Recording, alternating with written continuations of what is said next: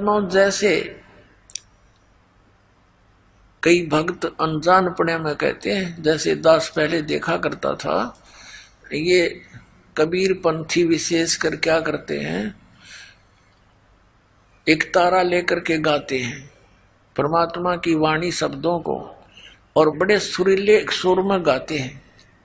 बड़ी लय से गाते हैं। कोई तो फिल्मी गानों पर भी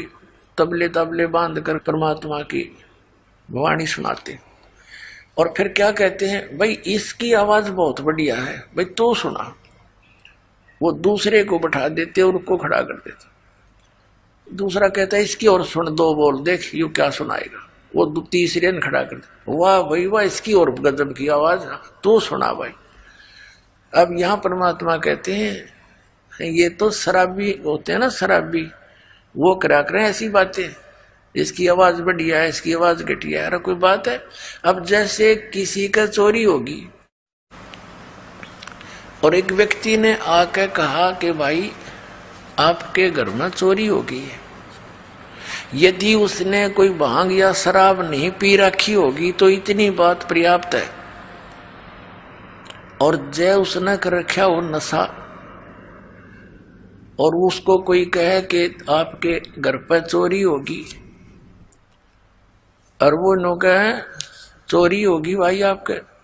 अब वो नो कहे, नो नहीं गा के सुना, वो कितना अच्छा लगेगा,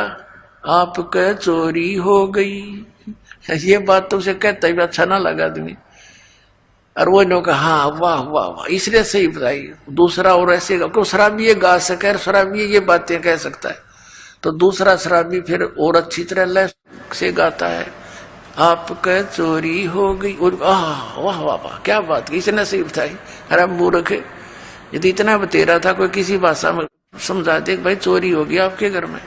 जब होश में हो तो तुरंत फड़क ले आदमी और उठ कर चल पड़े, जाके देखो कितना नुकसान हो गया। और कोई न कहे इसकी आवाज बढ़िया नहीं, इसकी बढ़िया लगी, तो ये दोनों शराबी हैं वो, यानी अज्ञानी है, मूर्ख है। अरे इतनी सी बात, परमात्मा कहते हैं कोट जन्म तन पर मत हो गया, कुछ ना हाथ लगा रे, और कुकर सुकर खर बोरे कौआ हंस पुकारे, कोट जन्म तू राजा की ना मिटी न मन की आशा, और भिक्षुकों का दर दर घूमा ये मिला ना निर्गुंडा सा। जैसे एक बहन का इकलौता पुत्र मर गया, और वह रो रो के पद्य भाग की तरह बोल रही थी, हे बेटा अब मेरा क्या होगा,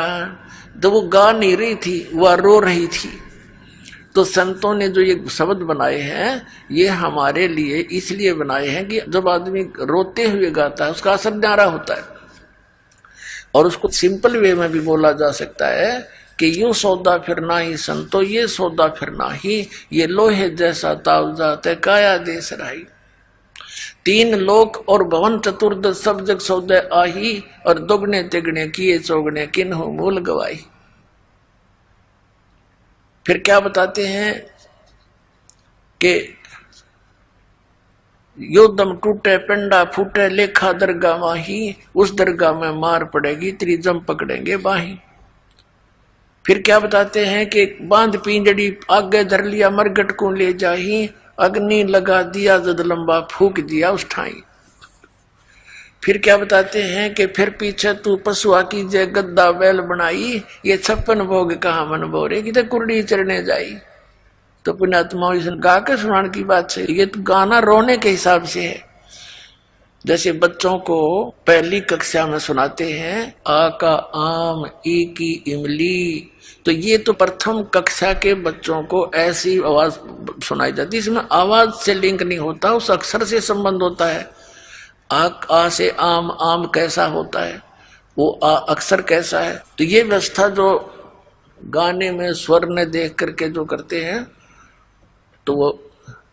मूर्ख और भोली आत्मा होती है जिन्हें पता नहीं अध्यात्म मार्ग का।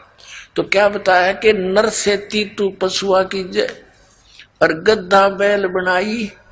ये 56 भोग कहा मन बोरे कि तो कुर्डी चढ़ने जाई। बताइए गान की चीज है, ये तो रोण की बातें हैं